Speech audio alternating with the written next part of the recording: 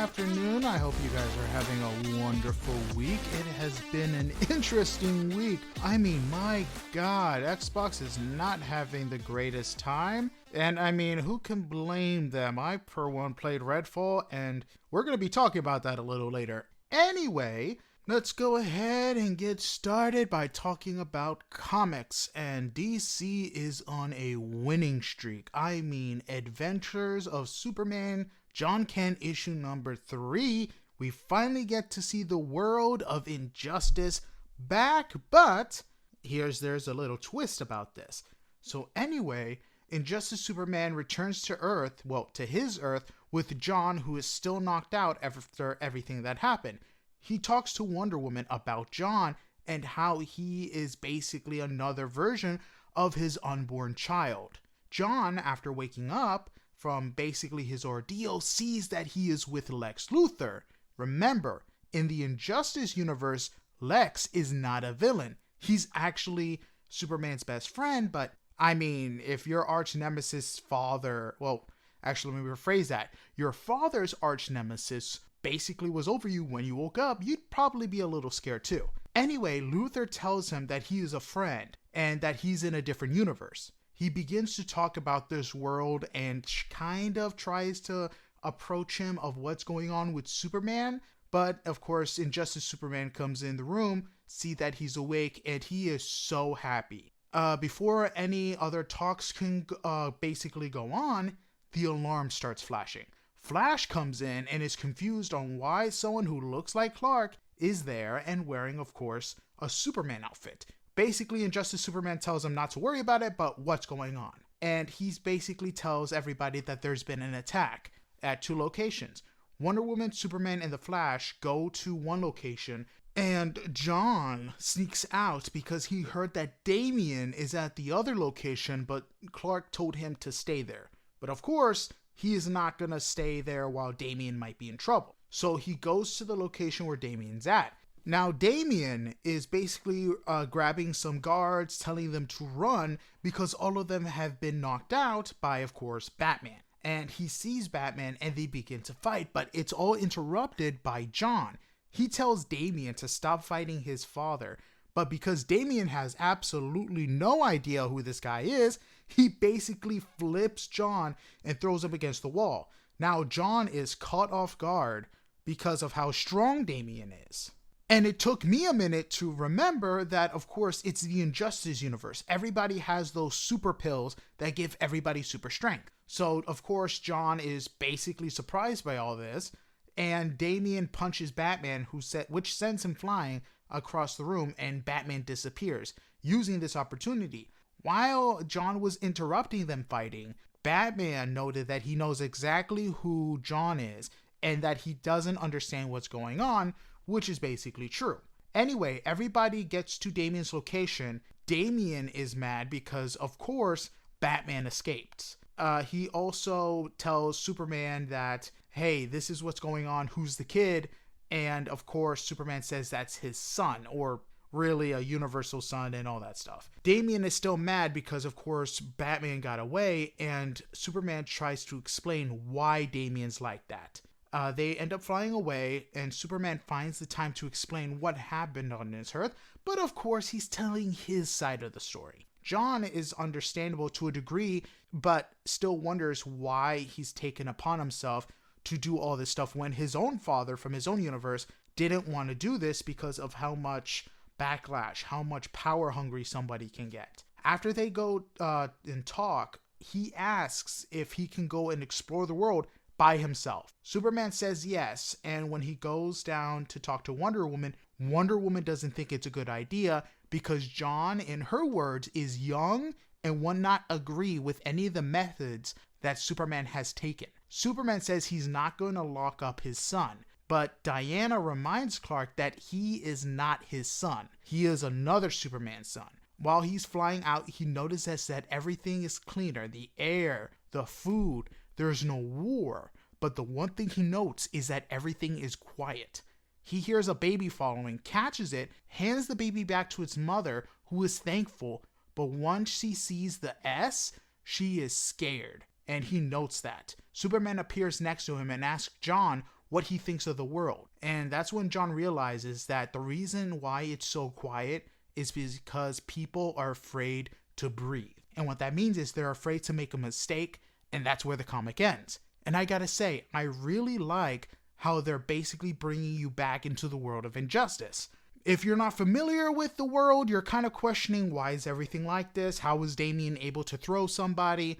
But if you are familiar, you already know the pills, you already know about what happened with Lois and his unborn child, with the Joker. And it's kind of interesting because from the looks of it, while this is the world of Injustice, it's another world. Basically, none of Injustice 2 has happened yet, and we're not sure where in Injustice 1 we're at. But we do know this isn't the same of Injustice from the video games and the comics.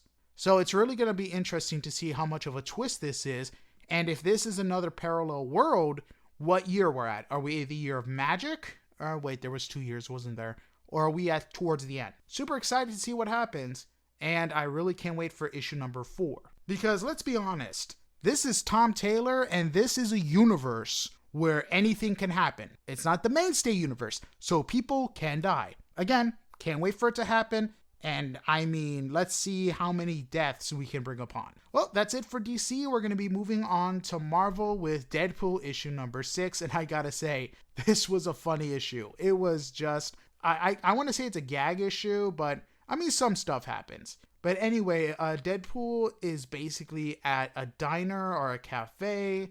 Yeah, more of a cafe. And he's waiting somewhere. He has flowers. There's 2 assassins watching him from a distance, stating that what's he doing there, and basically they think he's about to meet up with Dr. Valentine. But it turns out that he's there with Lady Deathstrike, and she just picks up the flowers, and it seems like they're having a good small talk, but she's basically saying how she hates the flowers. Deadpool asks if she can watch Princess, and if you guys remember from the previous issues, Princess is the symbiotic dog that basically Deadpool gave birth to. And while Lady Deathstrike is reluctant to agree, she does. And what makes this funny, it's very out of character for her. But I think it's the fact that she has no friends that has something to do with this. And the fact that, I mean, I guess it's something to do. I really like how they're kind of exploring Lady Deathstrike from being all this villainous, and now we're giving her a lot more personality. Because I really don't think any other comic has done that. Anyway, once they're done talking, she asks if they're going to do anything about the 2 assassins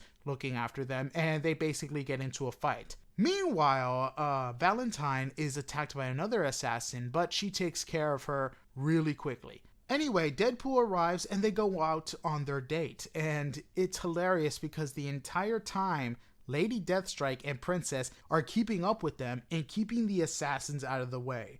I mean, Lady Deathstrike is playing an ultimate wingman, and it's hilarious. And Deadpool notices Lady Deathstrike, and she just says, just continue on, we're just gonna do this, and it's hilarious.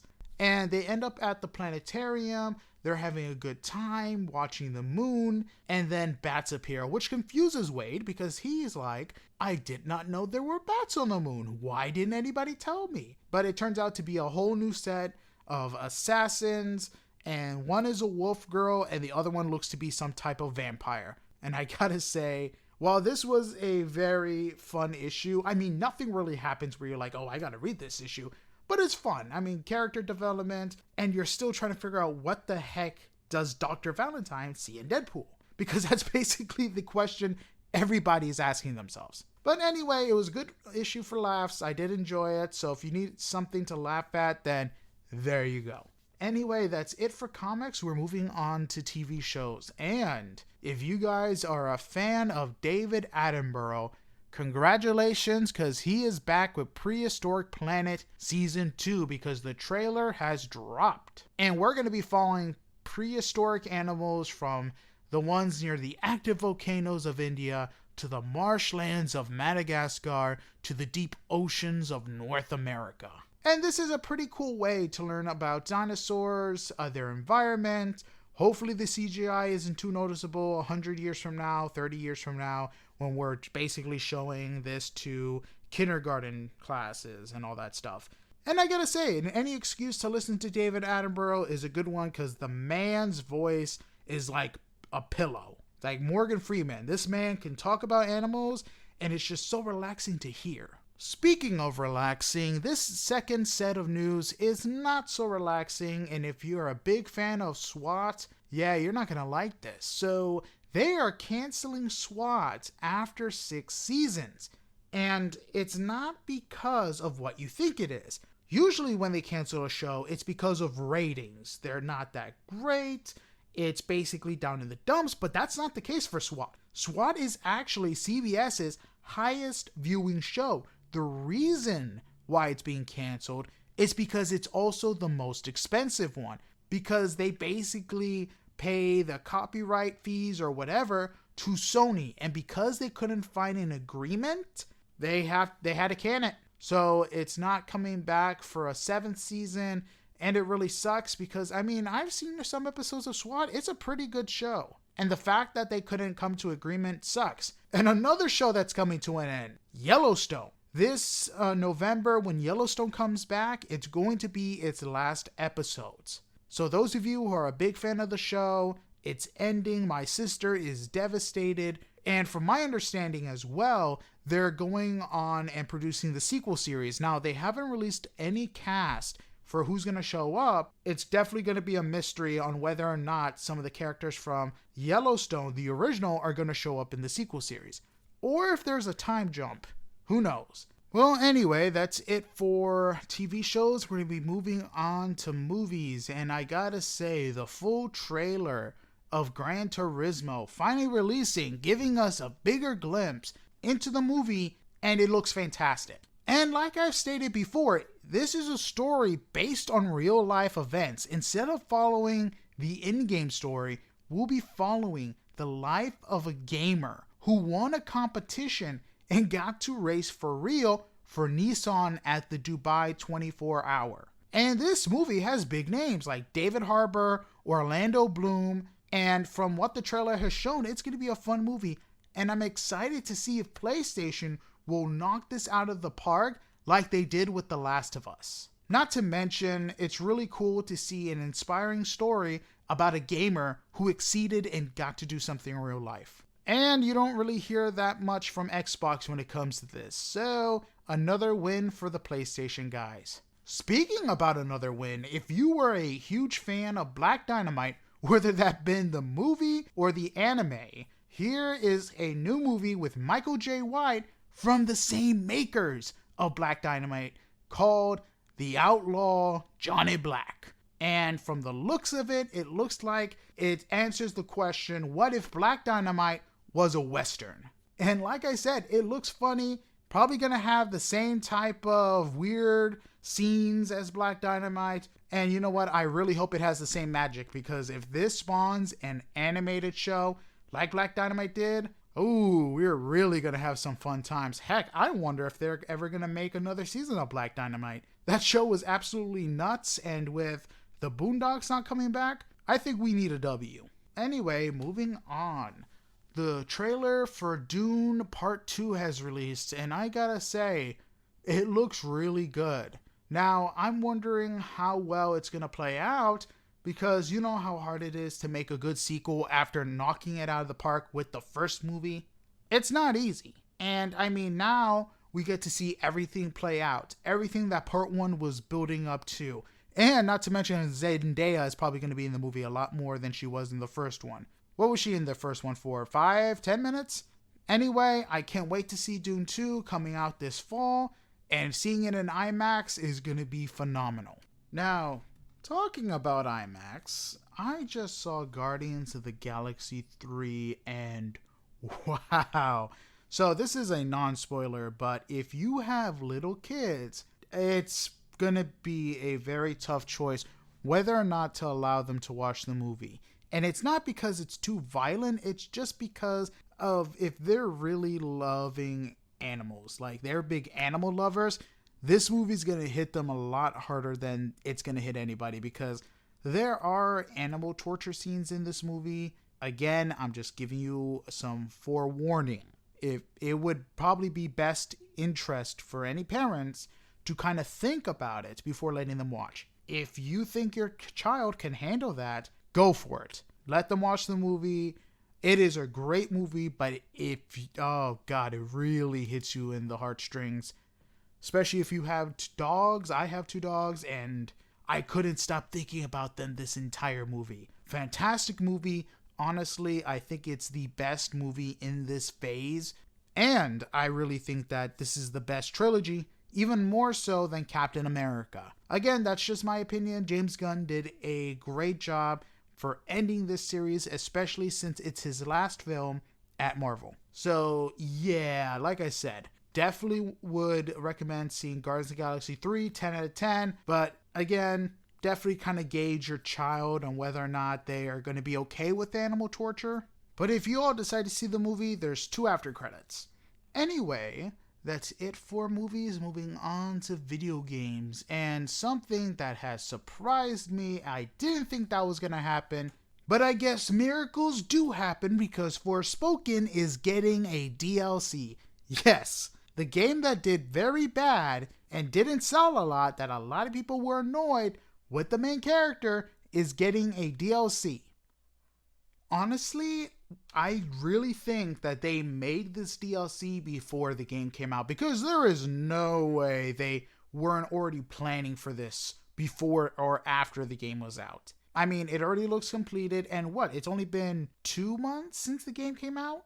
But anyway, the story is Frey is apparently, after listening to a mysterious voice, thrusted back into the past and will find out what happened to Althea. I think that's how you pronounce the name. Althea. Anyway, so basically she's brought back into the past, and she's surprised that something is going on that apparently is affecting the present day. And it kind of makes you wonder if the people who made the trailer were listening to the fans. You know why I say this? Because the main character, Frey, did not speak at all. Throughout the entire trailer, there was no speaking, only gameplay. So I have no idea if they're going to try to change how the story goes, make her less annoying to try to draw people back into the game. I don't know. I hope it does well. But if it doesn't, well, we kind of saw the writing on the wall with how the base game went. Anyway, that's it for Forspoken. Moving on. Paranormal Tales, which is a next-gen horror game, has released a teaser. And this is going to be somewhat of found footage based. So think of it like the Blair Witch Project. The movie, not the game. Anyway, it's basically inspired by Infamous PT. This game was basically built in Unreal Engine 5 and will go through people's, I guess, memories and viewpoints from when they were taken by an unknown entity. So body cam, phones, VHS camera. Didn't even know VHSs had a camera. Who knew? But honestly, this game could be insane, especially with the trailer that they showed. Of course, this trailer is not reflected of the final product, but what was shown was pretty cool, and I can't wait until they finish it all. It's definitely going to be pretty cool. Anyway, talking about pretty cool, Fortnite is doing another Star Wars crossover, and they basically dropped cool skins. They have multiple Clone Trooper armor, which I did grab. So I have the 501st, the 212, they also have some Coruscant Guard, and I got them all, and I got Anakin Skywalker because one, already got Obi-Wan, so why not Anakin? And I'm working my way to getting Darth Maul because, of course, I want a Sith. I got Darth Vader, so I definitely need to get Darth Maul. And the one thing that's pretty cool about this mode is the fact that you have to find these individual lightsabers on the field, and depending on which one you find, you'll basically be taught in the trainings and the way of a Force user, whether it be a Jedi or a Sith. And depending if you pick up Anakin, Darth Maul, or Obi-Wan, you'll be granted certain powers. So with Anakin, it's a Force push. With Obi-Wan, it's a Force pull. And with Darth Maul, you basically are able to lift up a bunch of rocks and throw it at people. Now here's the kicker, which I thought was hilarious. If, let's say, you kill somebody who has a lightsaber, you pick up that lightsaber, you don't get the Force powers. So no Force pull, push, rocks, no double jump, none of that. Which is understandable because you have to go through all this trouble just to find this stuff, and you definitely don't want it taken away. So really fun. I can't wait to see what else it brings. And you know what? It's Star Wars. You can never go wrong with Star Wars. Speaking of another game having Star Wars, Rocket League is doing their Star Wars collab where they'll have a droid pack. You'll have R2D2 style car, C3PO, BB-8, and K2SO. And if you're wondering who the heck the last droid was, it was the Imperial droid from Rogue One. The one that I think it was Alan Tudyk voiced. Anyway, yeah, so that's who K2SO is. I had to look him up because it's been a while since I watched Rogue One, and honestly, I didn't remember the droid's name. Anyway, now I'm going to talk about the gift that keeps on giving, and that is Marvel's Midnight Suns, because it is spitting out another DLC. I mean, seriously, they're spitting out DLC like it's hotcakes. And this one is called The Bloodstorm, and this DLC is releasing on May 11th. And if the title hasn't given you a hint on who's going to be joining the Midnight Suns, it's going to be Storm. And apparently, a mutant has been hunted by vampires, and the professor had sent Storm to basically go after the mutant and bring her to safety because she went missing, and now she has joined the Midnight Suns. And I gotta say, it's pretty cool that we're slowly building an only X-Men team. But we're gonna have 10 unique hero abilities because of Storm. And again, they're spitting out these DLC like hotcakes. I mean, what? The Venom one wasn't even released 2 months ago? And from what I hear, this is gonna be the last DLC for a little bit because they're gonna be working on year 2, or I'm hoping they work on year 2. Because I mean, if you want to see how to support a game with DLC, this is how you do it. You give someone a full game, some add-ons, and there you go. I mean, heck, for how much DLC these guys put out, buying the season pass is a steal. If they end up making another sequel to this game, hell, I'll just buy the season pass. I'll be saving some money on all this DLC.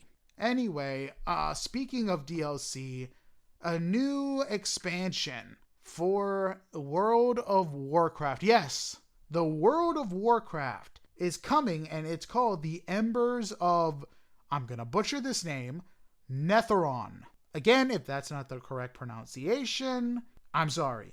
But the trailer dropped, and wow, you kind of see that WoW has seen better days. And it's insane because if you think about it, this game has been running for almost 20 years, 19 years right now, and the graphics really show. And this new DLC is supposed to bring us a vast new subterranean world where you get to make new alliances and all this cool stuff. I've never really been into WoW. I got friends who are. They're a high level, and I am curious to see how they've maintained that. Heck, South Park made an episode making fun of this game, and that was 10 years ago. So yeah, it's old. Heck, I'm wondering why they don't just redo the game, update the graphics, but honestly, I think it's going to be like DC Universe. It's just too much money than what it's worth. So yeah, if you play WoW, Godspeed to you, man. Them graphics, I don't think I can do it. Anyway, Destiny 2 has dropped the newest in-game event called the Guardian Games, where Guardians will be able to compete to see who is the best class. And you will have like Supremacy, Team Deathmatch to be class specific. So if you have friends and you want to argue who is the better class, Titans, Warlocks, or even Hunters, because we all know that Warlocks is in it, you get your chance to put your money where your mouth is.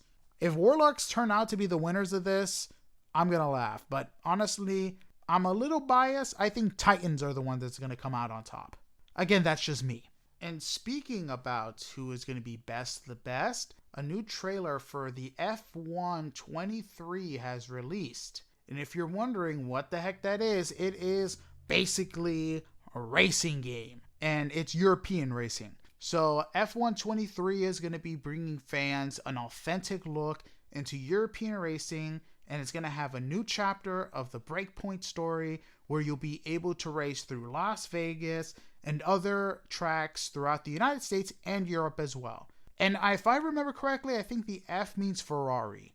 I could be wrong, but I think that's what it's called. I'm not really big into racing games, so anybody who's really into stuff like this, I'm happy for you, and I'm glad I can make your day. In any case, moving on, Amnesia is getting a new entry in their series called The Bunker.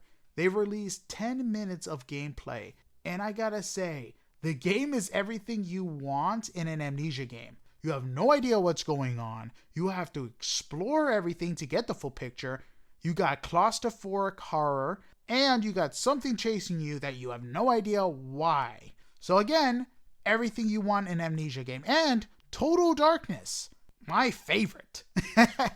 Oh God, Amnesia is one of those series where you're just praying to God they don't make it a VR game, because you're just going to scream. Whether it be in the face of horror or because you can't figure out a puzzle. Because honestly, I've done both. Oh God, does that bring back memories. Speaking of screaming, I know a lot of you did a lot of screaming when trying to play Redfall. I know I did, because of how bad the game is. I mean, it is insane. Absolutely insane that the same people who brought us the Dishonored series, who made Deathloop, made this game. I mean, God, is this like a thing where Xbox got involved, said, screw it, we need our first AAA of the year, just throw it out there, and we'll just wing it? Because that's what it feels like. Because remember, Bethesda is owned by Xbox, which includes Arkane Studios. So I just don't understand what went wrong. I mean, this studio is known for their games, for it being a fantastic story. You got to explore to learn the lore. You had a town where you're basically a vampire hunter. How did you go wrong? And like I said, this is Xbox's first AAA exclusive of the year. This is what was supposed to bring people in, have people enjoy themselves. At this point, you're basically having people pay for an unfinished game, because that's what it feels like. And for those who didn't buy the game and just played it on freaking Game Pass, congratulations, you just saved yourself some money. God, the one thing I'm really hoping that doesn't happen is the fact that the sales get bad and then Xbox decides to scrap Arkane Studios and pull in EA and merge them with another, because they definitely don't need to turn into the next EA, and with them doing that. But I don't know, again, if this is a studio thing or this is an Xbox rushing them thing. Because I know they were complaining about them not having a lot of exclusive games while PlayStation is basically pumping them out. But God, I really hope there's a happy ending to this story and they just put out a patch that fixes all these problems, because they need a win. Nonetheless, that's it for video games. Moving on to nerd theories, and actually we're going to be talking about Xbox, because here is my theory. I think that Xbox is worried at this point because the exclusives that they're putting out are not working. Halo was a bust. High Flow Rush, while it was a phenomenal game, didn't sell that well. And Redfall is just putting the nail in the coffin. This is not boding well for their next exclusive, which is going to be Starfield. And here's the reason why. I think that Game Pass is ultimately going to screw over Microsoft. Here's a couple of reasons.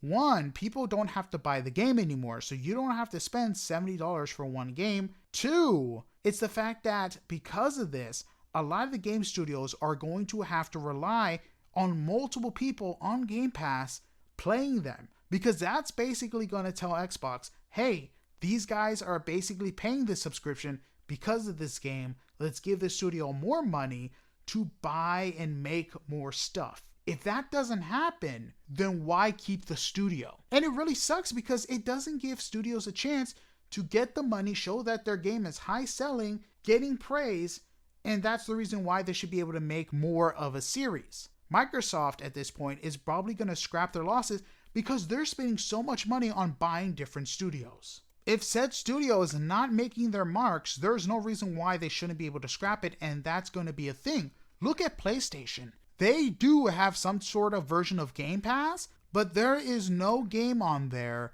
that has first day exclusivity, where you have a game that just released and they're instantly on PlayStation's version of Game Pass.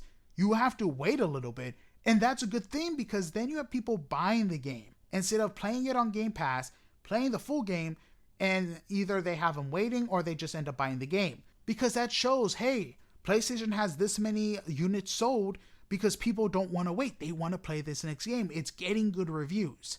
That's what keeps PlayStation Studios active and basically keep pumping them up because they're getting that money. That's why a lot of games say it sucks to have, not games, but studios say it sucks to have their game on Game Pass because they don't get that income.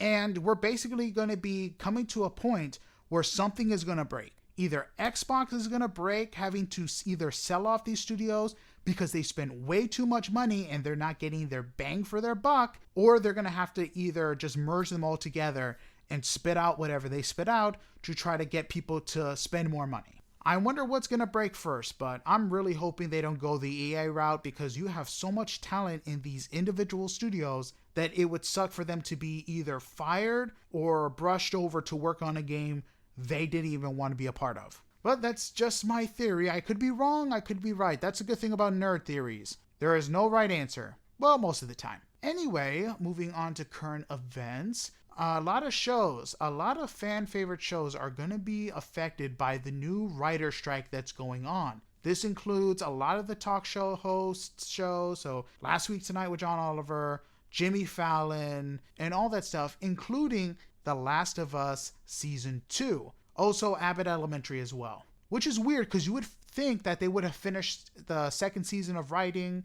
But again, I think they're talking more of Season 3. And here's the thing. A lot of people might say, oh, why should I care? A lot of my shows that are coming out already have their seasons written. Or, oh, it shouldn't really affect any of my shows. That is where we're wrong here because of one huge reason. Back when 2007 hit, when there was another writer strike, one show decided to carry on, not put anything on hold, and you know what that show was called? Heroes, which is a fantastic example because they had a phenomenal season 1 and it all went downhill in the middle of season 2 because of the writer strike. And you know what a lot of these writers are asking for is not unreasonable because of the cost of everything going up, because of the lack of job security, because of how easy streaming has made it to cancel a show. They just want a career out of this line of work, which we should give them, especially since they've given us so much.